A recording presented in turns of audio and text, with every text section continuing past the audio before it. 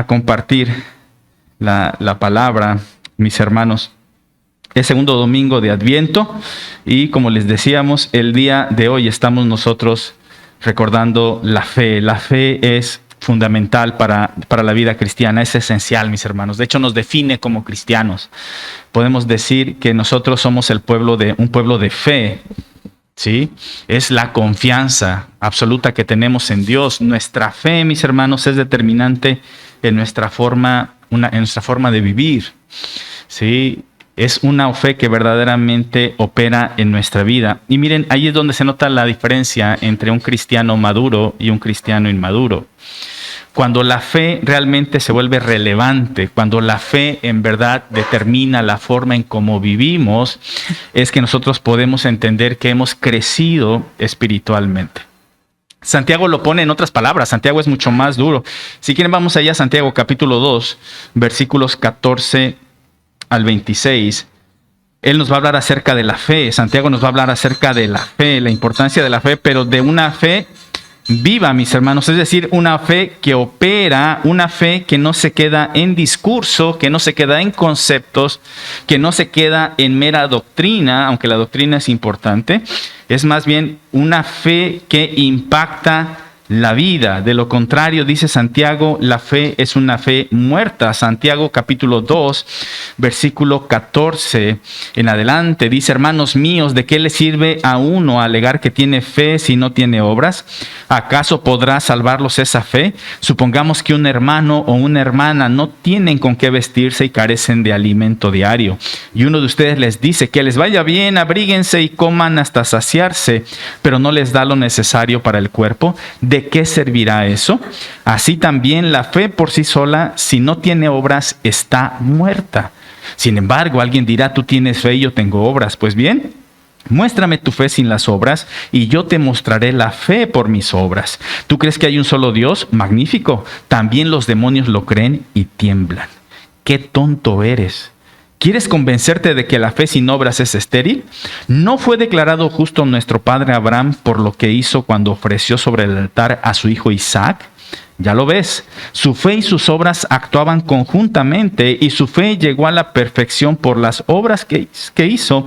Así se cumplió la escritura que dice: le creyó Abraham a Dios y esto se le tomó en cuenta como justicia y fue llamado amigo de Dios. Como puedes ver, a una persona se le declara justa por las obras y no solo por la fe. De igual manera, no fue declarada justa por las obras aún la prostituta Rahab cuando hospedó a los espías y les ayudó a huir por otro camino. Pues como el cuerpo sin el espíritu está muerto, así también la fe sin obras está muerta. Santiago es muy duro. Eso es algo que creo que nos gusta y no nos gusta a la vez del libro de Santiago. Santiago es directo. Santiago no se anda por las ramas, ¿sí? No se anda pidiendo permiso. Dice las cosas directas y a todos nos desafía, estoy seguro, la palabra que nos dice Santiago. Y aquí resulta bien interesante, pero ya se dieron cuenta de qué dos referentes utiliza Santiago para hablar de la fe que opera, la fe viva. ¿Se dieron cuenta? No sé si se han dado cuenta de los contrastes tan grandes que utiliza Santiago. En primer lugar, habla de Abraham. ¿Quién es Abraham? Bueno, en primer lugar es un varón. Y recordemos, él está hablando dentro del contexto de una sociedad patriarcal. Así que es el patriarca Abraham. Pero no solo es Abraham, ¿verdad? Un hombre. ¿Qué más es Abraham? Es el padre del pueblo. El padre, ¿no? De Isaac y de Jacob. Es más, es nuestro padre también, nuestro padre Abraham. Descendemos de él, el gran Abraham, del cual viene la descendencia, ¿sí?, del Mesías, y nosotros espiritualmente somos también descendientes de Abraham. Pero utiliza otro personaje también. ¿Qué personaje utiliza? Rahab. Rahab no es hombre, Rahab es mujer. Y no solo es mujer, sino que es extranjera. ¿Recuerdan ustedes? Y para el pueblo de Israel los extranjeros eran como que cosa fea, ¿no? Dios les decía: no, ustedes tienen que tener misericordia del extranjero.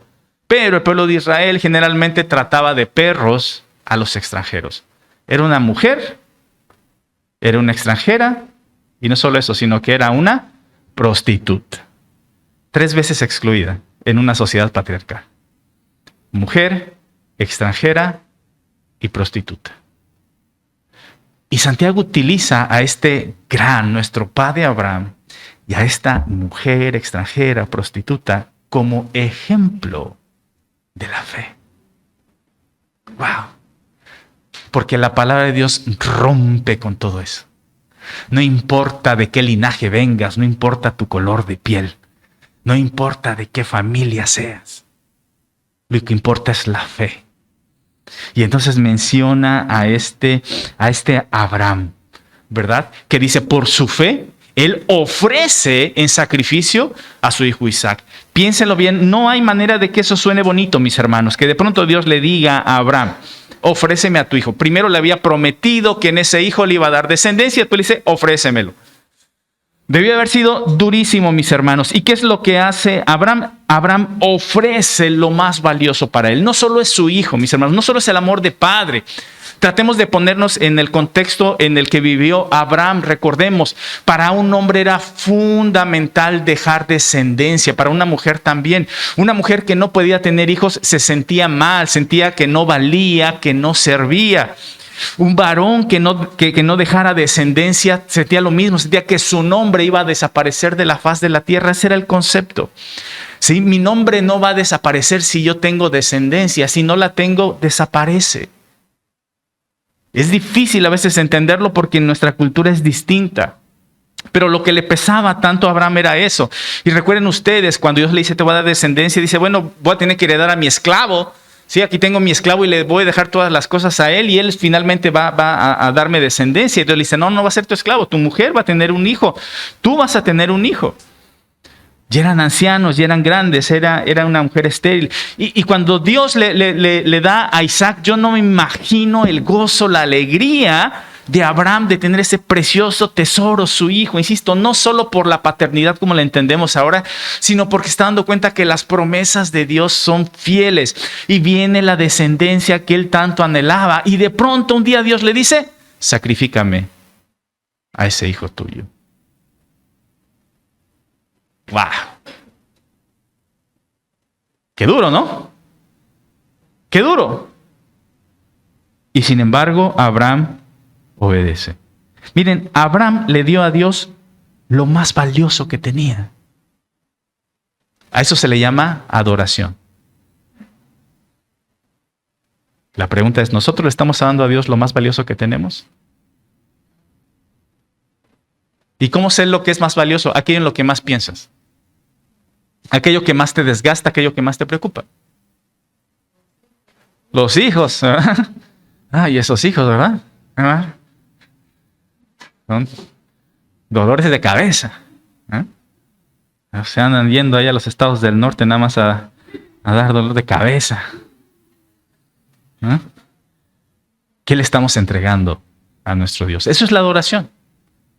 La fe de Abraham hace que él adore y diga, Señor, si tú me lo pides, yo te lo doy. Lo amo, me duele, pero te lo doy.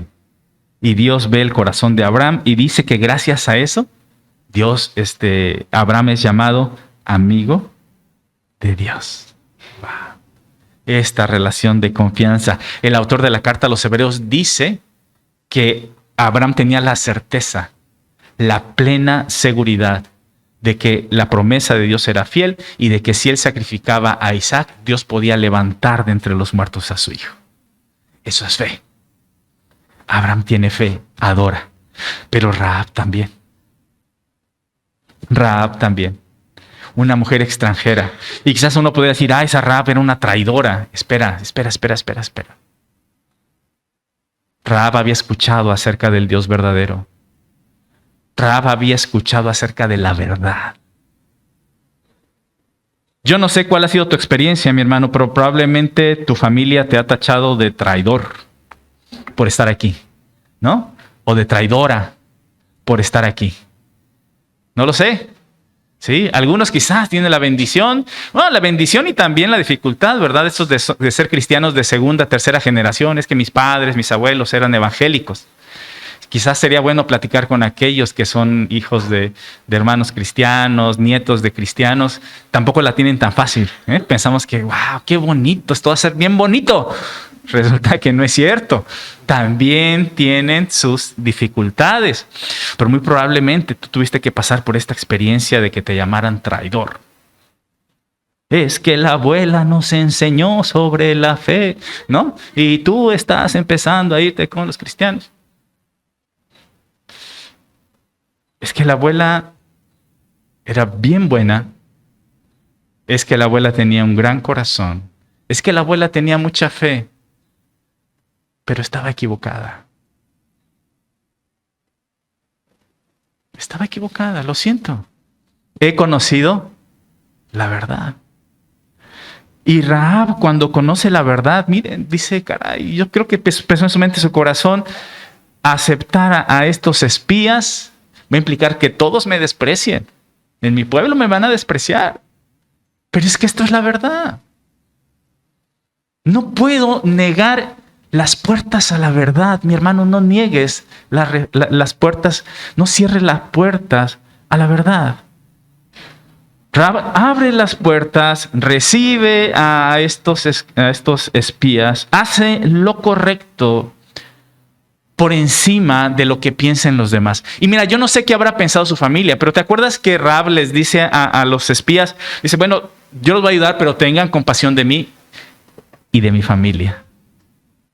¿Y qué le dicen los esclavos? Bueno, junta a tu familia en tu casa y cuando nosotros lleguemos vamos a respetar. Y pon una señal, ¿verdad? Para que respetemos ese lugar. Es interesante. Lo que hace esta mujer por fe impacta y salva a toda su familia. La familia a lo mejor ni quería. A lo mejor la familia ni sabía.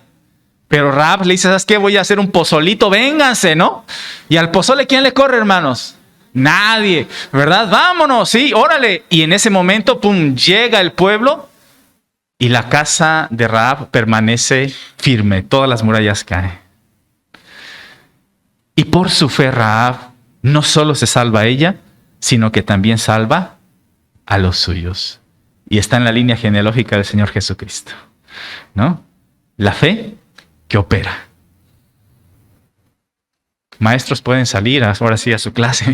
Ya ahorita que me acuerdo, salgan a su clase los maestros, los niños están, ya los escuché allí. Los maestros nada más, ¿verdad? Los maestros salen a dar su clase, hablen con la hermana Cruz, díganle, ¿sabes qué? Se acabó el tiempo, tenemos que dar clase a los niños. Vamos a tratar de que salgan un poco antes los niños para que puedan ensayar su obra y ya los maestros puedan salir. La fe de Adviento, mis hermanos, es una fe que mueve. Y vamos a ver 3 ejemplos bien breves de personas que por su fe fueron movidas en el tiempo de Adviento. Mateo capítulo 2. Vamos a Mateo capítulo 2, versículo 1 y 2. Mateo 2, 1 y 2.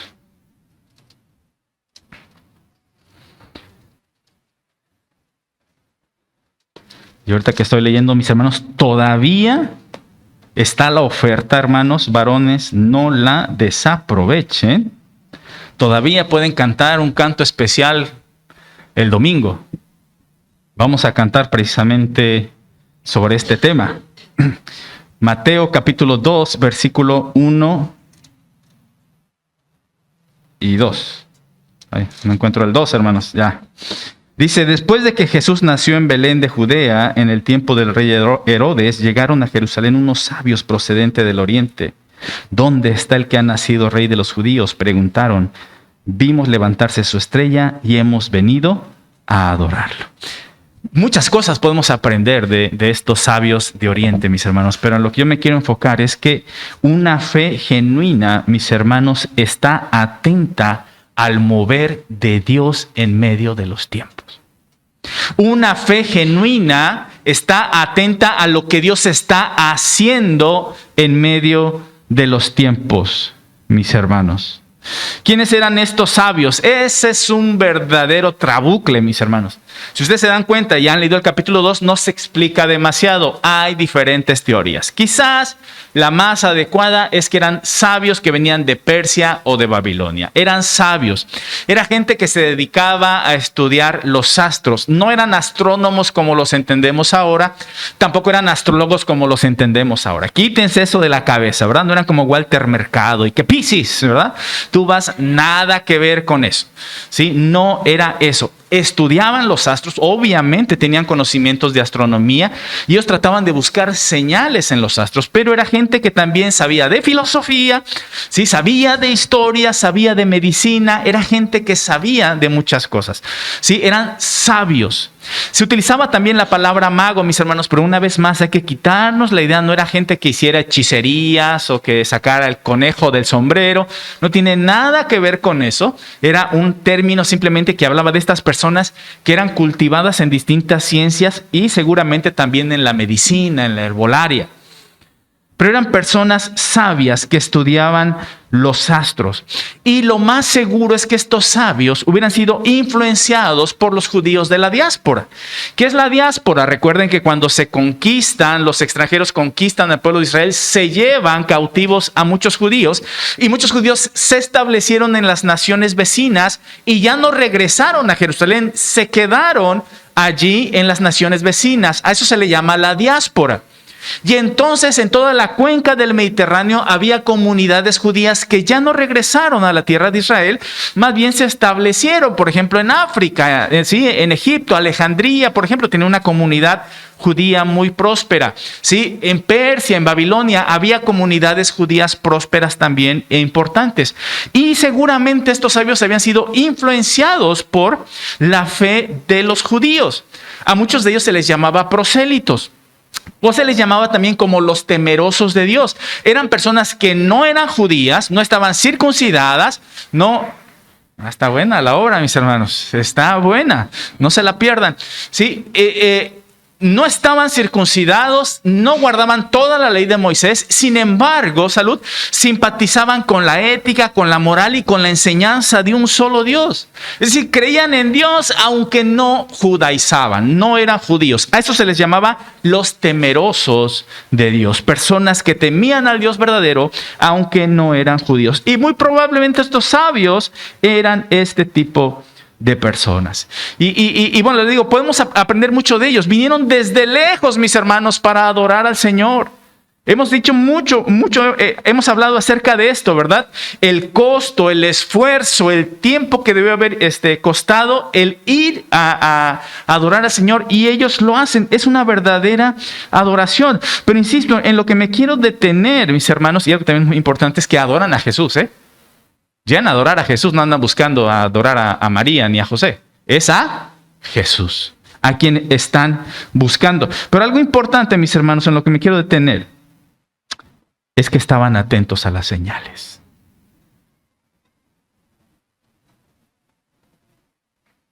Uno de los pecados más fuertes hoy en día es la distracción. Estamos distraídos, hermanos. La sociedad, como sociedad, estamos distraídos. Estamos hiperconectados. Estamos saturados de información. Demasiada información tenemos, principalmente a través del celular. Demasiada información a través de la computadora, la internet, por supuesto, a través del streaming, ¿sí? La televisión ni se diga. Tenemos demasiada información, tenemos tanta información que estamos muy distraídos. Todos como sociedad. ¿En qué invertimos nuestro tiempo? ¿En qué se nos va el tiempo, mis hermanos? ¿Qué es lo que más nos preocupa? Y ustedes se van a dar cuenta, si lo piensan bien, es que mucho de nuestro tiempo y mucho de nuestra atención se la consumen cosas sin importancia. Estamos muy distraídos, demasiado distraídos. Y no es una crítica y por supuesto que no estoy pretendiendo juzgar, mis hermanos. Pero estamos viviendo una generación peligrosa en la que los padres se están distrayendo profundamente y no están cercanos a sus hijos, sobre todo las generaciones más pequeñas, las más jóvenes. ¿Se acuerdan que antes decían que la televisión era la nueva niñera? Ahora, ¿quién es la nueva niñera? La tablet, el celular. Estamos bien distraídos. Tenemos tantas cosas por hacer. Lo hemos dicho varias veces. Yo le aseguro que cuando llega la noche y usted revisa todo lo que tenía que hacer, los pendientes que tenía que hacer, no, se me quedaron como 3. Los hago mañana. ¿Cierto o no es cierto? ¿Sí?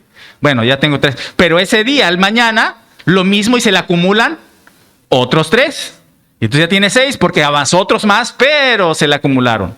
Y así vamos, hermanos. Y así vamos. Estamos completamente distraídos. Y el problema, mis hermanos, es que nos olvidamos de lo esencial. Y eso lo dice la Biblia y lo dice el Principito. ¿Te acuerdas? Tú que leíste el Principito. Nos distraemos de las cosas importantes. No pasamos tiempo con nuestros amigos. Ya no escuchamos a nuestra familia. Ya no adoramos a Dios junto con la creación. ¿Cuándo fue la última vez que tomaste tiempo para salir al campo y adorar a Dios junto con la creación? Estoy seguro que tiene años que no lo haces. Porque yo tengo años que no lo hago. Sí. Y sobre todo, mis hermanos, estamos tan distraídos que no nos damos cuenta que Dios sigue vivo y sigue actuando y sigue haciendo cosas, mis hermanos. Y ahí en tu trabajo Dios está queriendo hacer cosas a través de ti. Tú estás tan distraído que no te das cuenta. Y en tu familia Dios quiere hacer cosas y estás tan distraído que no te das cuenta. Estos hombres sabían poner los ojos en las cosas esenciales. Eran personas que sabían de todo, mis hermanos. Los sabios de la antigüedad así eran, sabían de cada área del conocimiento. Sí, no tenían tanta información como la de ahora. No había el conocimiento científico que se tiene ahora. No había la especialización que se tiene ahora. Pero sabían de todo prácticamente, mis hermanos. Y no se distraían. Estos sabios no se distrajeron. Vieron la estrella y dijeron, vamos, esto es importante, vamos. Oye, pero es que hoy se estrena la serie en Netflix. No me importa, ¿verdad? Esto es lo importante. Es que hoy juega la selección. No, ya no tenemos esa distracción, ¿verdad? Se nos fue, caray. ¿Y si tuvieron una oportunidad de salir a la calle cuando estaba jugando la selección? ¿Sí? Daba miedo, ¿eh? Era como de película de terror. Era como cuando comenzaba la pandemia. Todo solo, nada. ¿Sí?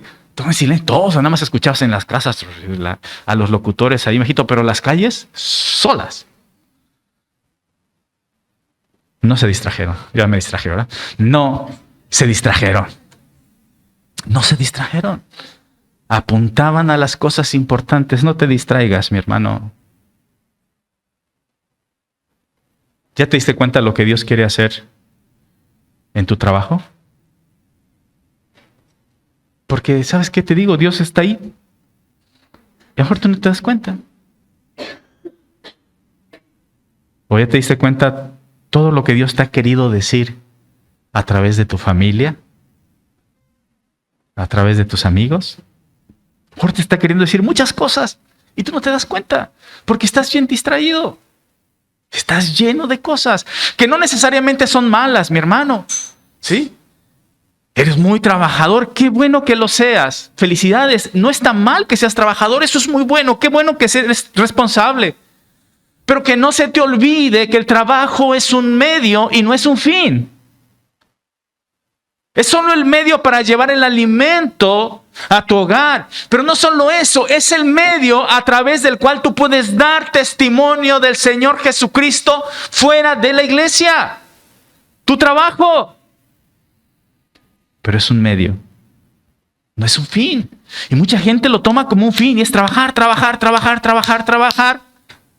Y se olvidan de lo esencial.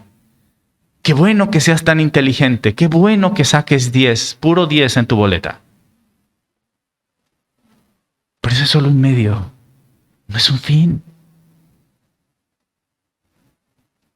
Qué bueno que te enfocas en las matemáticas, pero las matemáticas no pueden ocupar el lugar de Dios. No te distraigas. Lucas capítulo 1, versículos 5 al 25. Lucas capítulo 1, mis hermanos. Vamos a ver la fe de Zacarías y de Elizabeth. O Elizabeth. Lucas capítulo 1, versículo 5 en adelante. Voy a leer esta historia, está bien bonita, mis hermanos. En tiempo de Herodes, rey de Judea, hubo un sacerdote llamado Zacarías, miembro del grupo de Abías. Su esposa Elizabeth también era descendiente de Aarón. Ambos eran rectos e intachables delante de Dios, obedecían todos los mandamientos y preceptos del Señor, pero no tenían hijos porque Elizabeth era estéril y los dos eran de edad avanzada.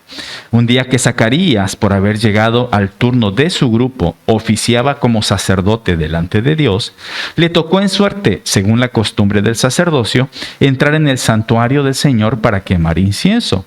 Cuando llegó la hora de ofrecer el incienso, la multitud reunida afuera estaba orando. En esto un ángel del Señor se le apareció a Zacarías a la derecha del altar del incienso. Al verlos, Zacarías se asustó y el temor se apoderó de él. El ángel le dijo: no tengas miedo, Zacarías, pues ha sido escuchada tu oración. Tu esposa Elizabeth te dará un hijo y le pondrás por nombre Juan.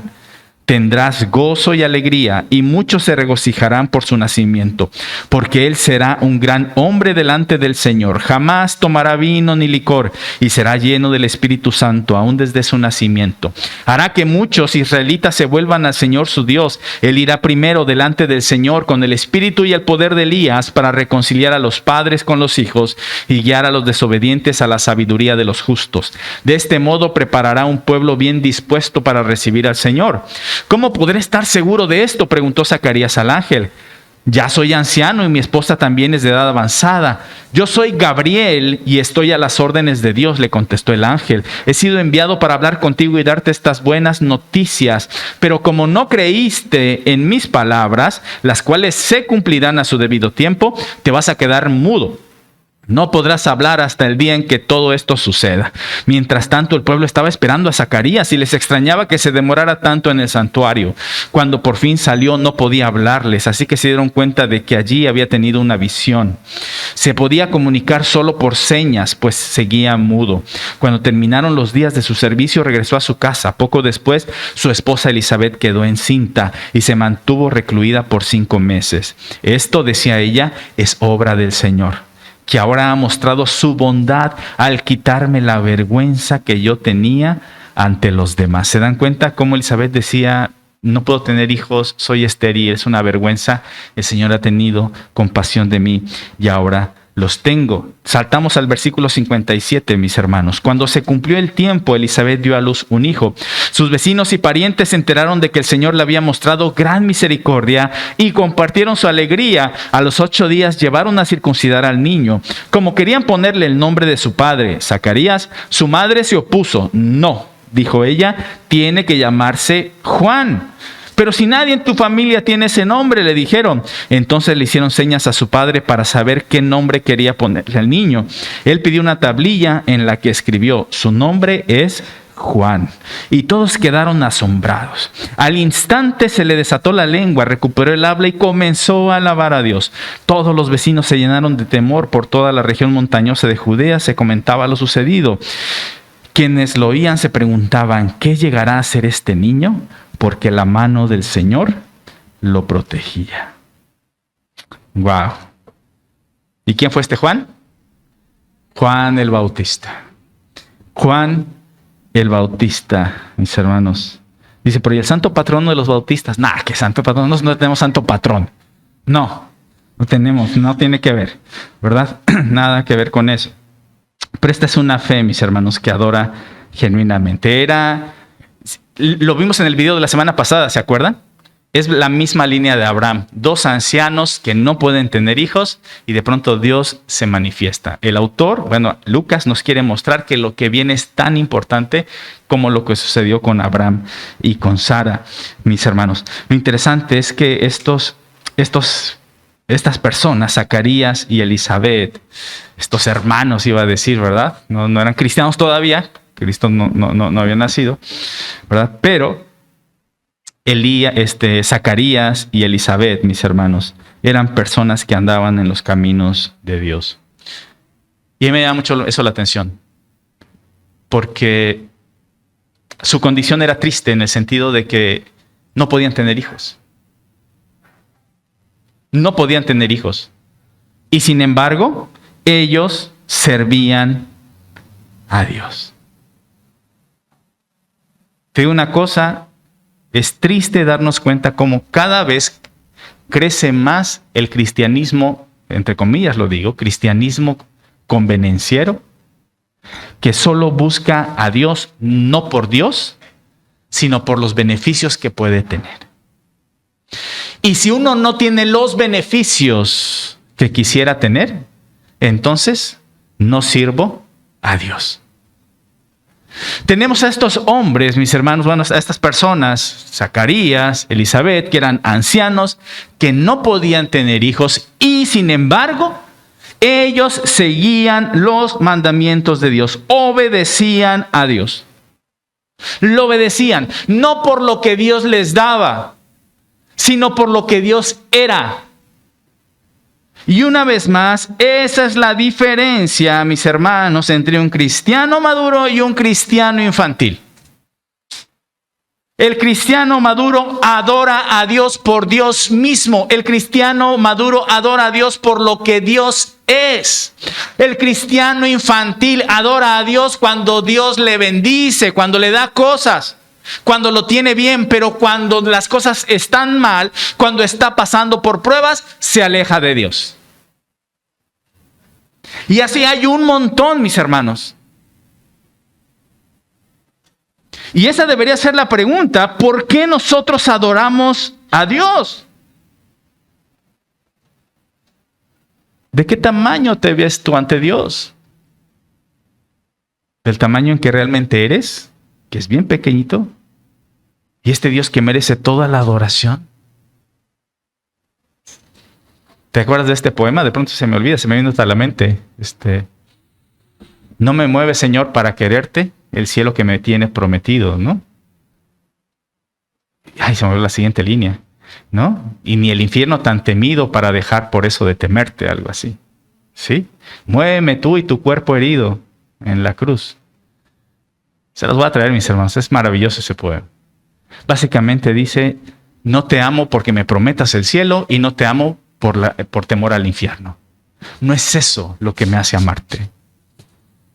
Ni la promesa del cielo, ni la advertencia del infierno. Lo que me hace amarte es que tú me amaste primero. En la cruz mostraste tu amor por mí y por eso te amo. No por lo que me prometes, no por lo que me das, por lo que ya me diste en la cruz.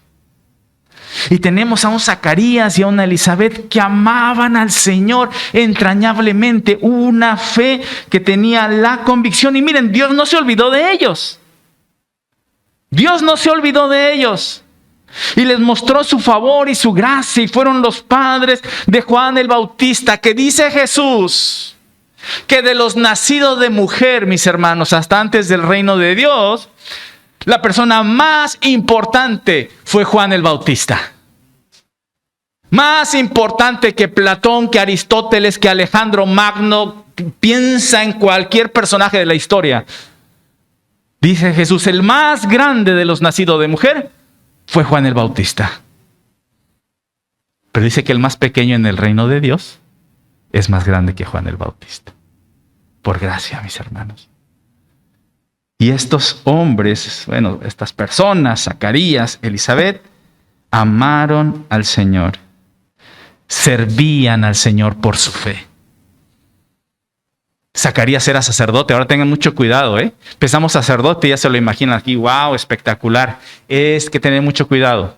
Estaba el sumo sacerdote y había sacerdotes de una clase social muy alta, pero había también un grueso de personas que en realidad, como dice aquí, les tocaba por turno. Les tocaba por turno ofrecer sacrificios, hacer arreglos en el templo y demás. Y después se acababa su turno y ellos tenían que regresar a su casa. Ellos no se beneficiaban constantemente de lo del templo. Cuando estaban allí, sí recibían su ofrenda, sí, parte del sacrificio del animal le correspondía a él, pero nada más una temporada. Ellos llegaban esta temporada, servían, se regresaban a sus tierras y a seguir con lo suyo. Lo hacían así. Tenemos a este hombre que está sirviendo. Ahora yo te pregunto, mi hermano, ¿cuál es tu ministerio? ¿De qué manera estás sirviendo a Dios? Y no solo te pregunto el ministerio aquí en la iglesia, ¿de qué manera estás sirviendo tú a Dios fuera también de la iglesia? ¿Cómo lo estás sirviendo? De forma consciente. Digas, pues yo creo que lo sirvo amando. Sí, no, pero de forma consciente, ¿qué estás haciendo tú para mostrarle tu adoración y tu fe a Dios? Tenemos a este Zacarías que sirve. Y sí duda, ¿se dan cuenta que duda? Le dice, va a pasar esto. Dice, ¿cómo va a ser? Y dice, Gabriel, te vas a quedar mudo todo el tiempo. Ya, mínimo 9 meses se quedó mudo el Zacarías, ¿sí? ¿No pudo hablar? Pues dice que regresó y entonces se embarazó su esposa, porque este sí fue hijo de Zacarías y de Elizabeth, no del Espíritu Santo, ¿sí? Quedó embarazada su esposa, 9 meses mudo. Y me encanta, cuando por fin puede hablar, ¿qué es lo que sale de su boca? Alabanzas. Alabanzas. Una persona amargada, ¿qué hubiera hecho después de puras maldiciones, verdad? O sea, 9 meses sin hablar. Ahorita me desquito. Ahí van todas, ¿sí? Puras alabanzas. Termino ahí mismo en Lucas, capítulo 1, versículo 26. A los 6 meses Dios envió al ángel Gabriel a Nazaret, pueblo de Galilea, a visitar a una joven virgen, comprometida para casarse con un hombre que se llamaba José, descendiente de David. La virgen se llamaba María. El ángel se acercó a ella y le dijo, te saludo, tú que has recibido el favor de Dios, el Señor está contigo. Ante estas palabras, María se perturbó y se preguntaba, ¿qué podría significar este saludo? No tengas miedo, María, Dios te ha concedido su favor. Le dijo el ángel, quedarás encinta y darás a luz un hijo y le pondrás por nombre Jesús. Él será un gran hombre y lo llamarán Hijo del Altísimo. Dios el Señor le dará el trono de David, el trono de su padre David, y reinarás sobre el pueblo de Jacob para siempre. Su reinado no tendrá fin. ¿Cómo podrá suceder esto?, le preguntó María al ángel. Puesto que soy virgen, el Espíritu Santo vendrá sobre ti y el poder del Altísimo te cubrirá con su sombra. Así que el santo niño que va a nacer lo llamarán Hijo de Dios. También tu parienta Elizabeth va a tener un hijo en su vejez. De hecho, la que decían que era estéril ya está en el 6º mes de embarazo, porque para Dios no hay nada imposible. Aquí tienes a la sierva del Señor, contestó María, que Él haga conmigo como has dicho. Con esto, el ángel la dejó. Una fe verdadera, mis hermanos, es una fe que se atreve. Es una fe que acepta retos, mis hermanos. Es una fe que acepta retos. Al principio María se turbó, tuvo miedo. Cuando le dicen eso, María tuvo miedo. De pronto parece un ángel. ¿Qué clase de salutación sería esa? Pero imagínate lo que le dicen. Yo no sé si María pensó en lo que iba a suceder, lo que tenía que esperar. Y yo estoy seguro que en muchas ocasiones tú y yo estamos pasando por lo mismo. No sabemos qué va a suceder más adelante. Tú, joven, que estás terminando tu carrera universitaria, ¿qué viene más adelante? ¿Da miedo? Tú que aceptas cualquier cambio de trabajo, aceptas un nuevo empleo, ¿da miedo? Aquellos que van a tener un hijo, estoy seguro que es una alegría, un gozo, pero también da miedo. ¿Qué va a venir más adelante? Y yo no sé si María logró vislumbrar todo eso. El ángel dice, no tengas miedo, no tengas miedo. Dios está contigo. Y ella pregunta, ¿verdad? ¿Cómo va a ser? No pregunta muchos detalles, simplemente pregunta, pero ¿cómo va a ser? Yo soy una mujer virgen. ¿Cómo es que voy a quedar embarazada? Y le dice el Espíritu Santo. Si se dan cuenta, no le da muchas explicaciones, solo le dice, esto viene de parte de Dios. Y ella lo acepta, mis hermanos. Saben que es bueno preguntar, es bueno inquirir, pero hacerlo realmente con un corazón dispuesto. Miren, mucha gente se la pasa preguntando. ¿No he encontrado a alguien que se pregunta por qué? ¿Y por qué? ¿Y por qué? ¿Y todo el tiempo? ¿Sí? Así era yo de chamaco, me acuerdo, y ahorita que lo pienso, qué fastidioso chamaco era, ¿no? Y entonces tenía a mi mamá lavando y le preguntaba, ¿y por qué los rayos? Alguien me preguntó algo. Yo también preguntaba eso. ¿Y por qué los rayos? No, pues por esto. ¿Y por qué? ¿No? No, pues porque la tierra y la carga. ¿Y por qué? ¿No? Y así estaba hasta que un día me dio uno de los regalos que más me han gustado. Un libro que se llamaba Los porqués de la naturaleza, ¿no? Hasta después entendí que era la estrategia de mi madre para decir, ya, ¿para qué estar jorobando? ¿Verdad? Y sí, pues ya me ponía yo, me acuerdo, y como tenía dibujitos y fotos y todo, pues yo feliz de la vida leyendo mi libro de los porqués de la naturaleza, y ya nada más le platicaba a mi mamá el porqué, ¿no? De varias cosas. No se libró del todo de mí, pero es bueno inquirir. Pero hay mucha gente que solo anda preguntando porque no quiere comprometerse. ¿Y cómo le hacemos? ¿Y qué va a pasar? ¿Y si hacemos? Oh, pues, ¿no? Comprométete con Dios ya. Lo demás el Señor te va a ir guiando, ¿sí? Si esperas a que Dios te detalle todo el plan, punto y coma, nunca te vas a mover. Es la verdad, ¿sí? Nunca. Y a veces así nos pasamos en la vida en general, en el ministerio, porque no tenemos fe. Ahora no estoy diciendo que seamos chambones, estoy diciendo que como el Borras, ¿verdad? Me aviento de forma irresponsable. No es lo que hace María. María pregunta, pero una vez que le dicen, es el Espíritu Santo, órale pues. Y ella sabía perfectamente lo que se avecinaba. ¿Con qué cara le iba a decir a José? ¿Te imaginas que le llegara a José a decirle, ¿sabes qué? Es que se me apareció un ángel y me dijo que voy a estar embarazada del Espíritu Santo. ¿Qué hubiera pensado José? ¿Estás comiendo hongos? ¿Qué está pasando contigo? ¿Sí? ¿Qué estás consumiendo? A ver, sóplame, ¿no? Porque eso no pasa. Y de hecho José era un hombre justo, ¿verdad? Y cuando él se entera que está embarazada, dice que quiso dejarla en secreto. No quería infamarla.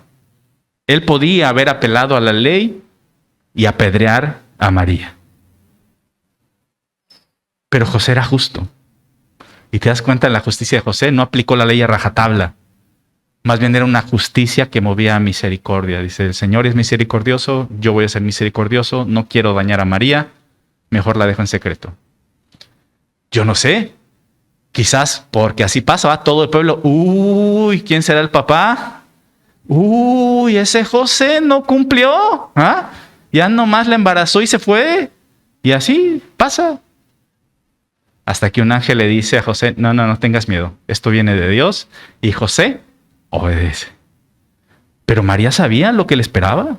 Mejor dicho, no sabía, bueno, a ver qué pasa, pero si el ángel me lo dice, si esto viene de Dios, el Señor sabrá cumplir con su promesa. Y le empieza a decir todo lo que va a hacer Jesús. ¿Ustedes creen que María no sabía acerca de las promesas mesiánicas? María sabía acerca de las promesas mesiánicas. Cuando el ángel le empieza a decir eso, a ella le cayó el 20. Sabía de quién estaba hablando. ¡Wow! El Mesías que desde mis tatarabuelos estamos esperando, que todo el pueblo está esperando, resulta que va a ser mi hijo. Ella sabía que el Mesías iba a venir. Solo que no sabía de qué manera, hasta que el ángel se lo dice, va a venir a través de ti, y es a través de ti que la historia de la salvación se va a cumplir. Y ella decide aceptar el reto, se atreve, mi hermano, sea lo que sea, venga lo que venga. Y una vez más, yo te pregunto y me pregunto a mí mismo, ¿aceptamos ese reto de participar de la historia de la salvación? A través de la fe en el Señor decimos, Señor, nos arrojamos a lo que tú nos pidas. No sabemos cómo lo vamos a hacer exactamente, pero si tú lo estás pidiendo, lo vamos a hacer. Esa es la fe, mis hermanos, que este Adviento deberíamos nosotros nutrir, deberíamos tener. Vamos a orar, mis hermanos. Señor, aquí estamos, Padre, delante de tu presencia, pidiéndote, Señor, que muevas nuestro corazón a una fe como la de estos sabios, a una fe, Señor, como la de Zacarías y Elizabeth, a una fe como la de María, Señor. Una fe que adora, una fe que no se distrae, una fe que acepta retos, una fe que transforma vidas, Señor. Bendice a tu pueblo, muévenos, Señor, a confiar en ti. Muévenos a hacerlo, Señor. Sí, Padre. En el nombre de Jesús te lo pedimos. Amén.